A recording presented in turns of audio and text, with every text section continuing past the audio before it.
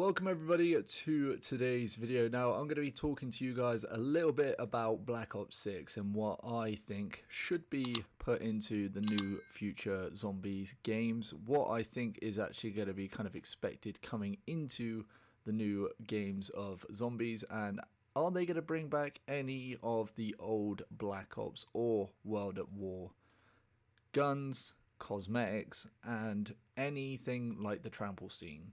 Now, as you guys are probably well aware, if you're a fan of the zombies sort of chronicles, you'll know that there's been so many different types of zombies. There has been the World at War, there has been the Black Ops 1 and 2 with transit and all the different transportations and also ways of getting around the map. Now, in my opinion, I definitely think Black Ops 2 is probably one of the best zombies that has to ever grace this earth. In expectations, I think the whole concept of Call of Duty Black Ops 2 was literally the peak of zombies. Now, the reason why I say that is because there is so much to kind of come from that game. There's so many things that they could have taken and implemented in future zombies, but they kind of left it on the back burner, and I feel like they kind of left it in such a bad way that it's kind of like, I don't think that the developers of the new zombies kind of get exactly how in-depth Black Ops 2 was, to the certain extent of that they had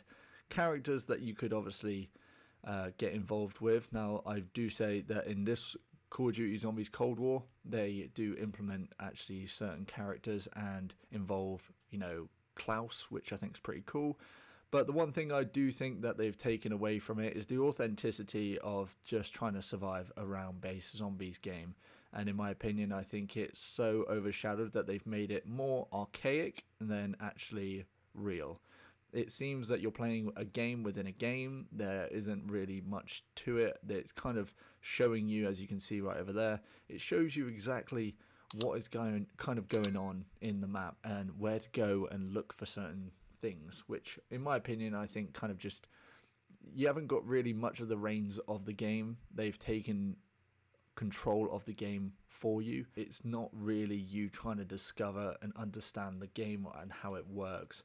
There's so many different things where I could have literally tried going about on Black Ops 2 when you're going in buried and you've got to try and unlock and get through certain buildings, certain things like that, and unlocking doors. You know, you've got to unlock the guy from the prison, you've got to give him beer to knock down sort of barriers and things like that, which I thought was so cool.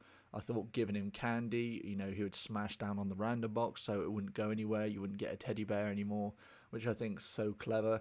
And actually, if you get him near a crafting table and then give him candy, he can then create a trample scene or create anything that you so desire.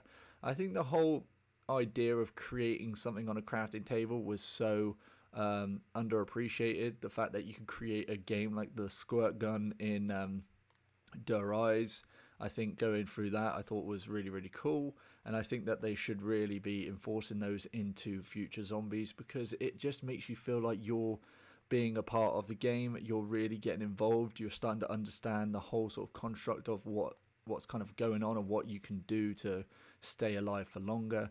I think the fact that you're kind of going through this game right now, and one thing I really don't like is the HUD screen. Like, if you look here, you know, it shows you your stims, it shows you your field upgrades, it shows you a map with a UAV on it, which in my opinion I think is just ridiculous.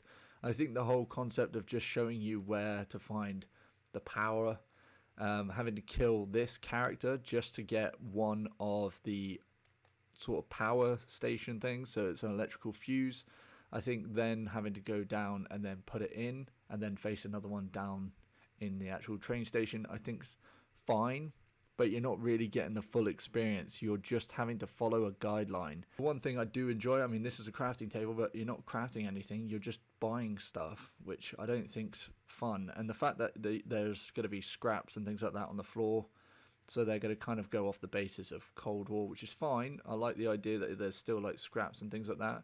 Whether or not you actually have field upgrades like this to use, which I think is a bit over the top, because in my opinion it's not really a soldier trying to survive in zombies. It feels like a guy who's got all these different abilities now, which is just a bit ridiculous, because it's just meant to be a gun game killing off zombies, and the fact that you've got bushes and superpowers and ether shroud and stuff like that to get past other zombies, I think is a bit too far-fetched. But one of the biggest things as well I think is actually pretty cool is that obviously it's going to be round based. There is going to be a save and quit menu, which I think is really cool.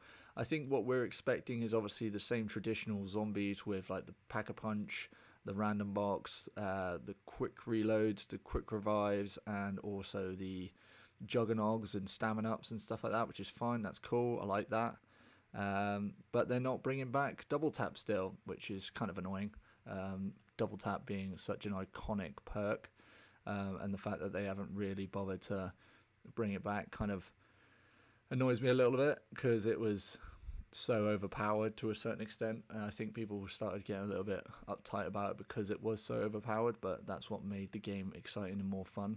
And whether or not they're actually going to have to do tasks, I don't know if you're going to have to do tasks on this or get shields, but knowing that you're going to be able to get armor plates is interesting. And also weapon upgrades. You know, are you going to have to pick up a legendary or a common, or are you just going to be giving back the traditional, oh, here you go, here's just an AK-47. There's no upgrade to it. There's no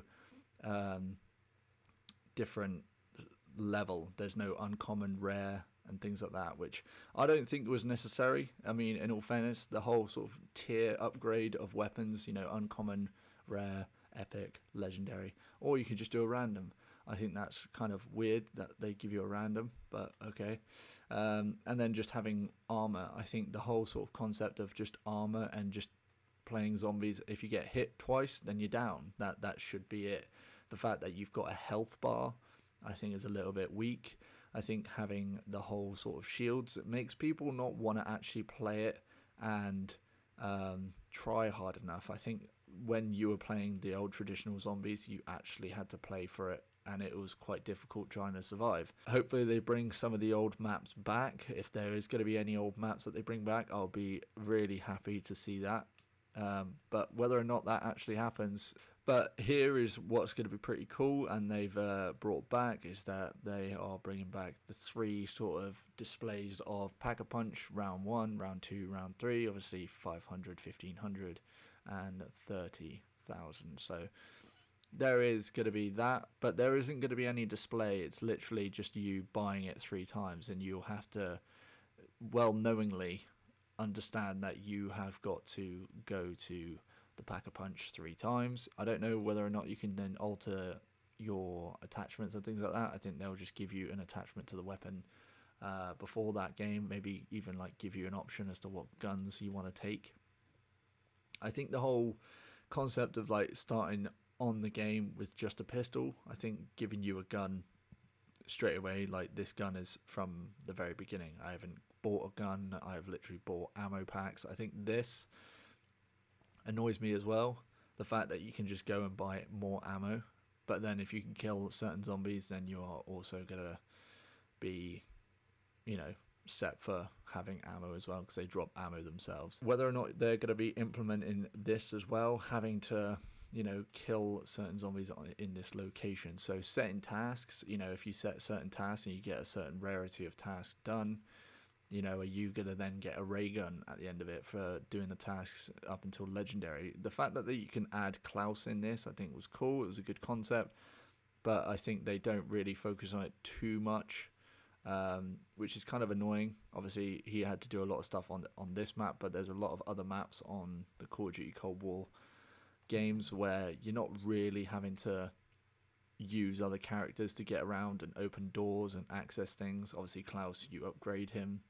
He has to kill a certain amount of zombies to then open up a certain door, and then you got to use the wonder weapon to then open up that door and do satellites and get crystals and things like that. So if you guys have done the Easter egg, you'll know what I'm on about. But that was just a little rant video about what I'm expecting to come out of Call of Duty Zombies Black Ops. And if you are excited to buy it, definitely go get it. But beware before buying it. Obviously, make sure that it's going to be a purchase that you will want to play and explore. So yeah, that's been it from me, guys. Hopefully you did enjoy. Hit the like button, subscribe, and I'll catch you guys in the next one.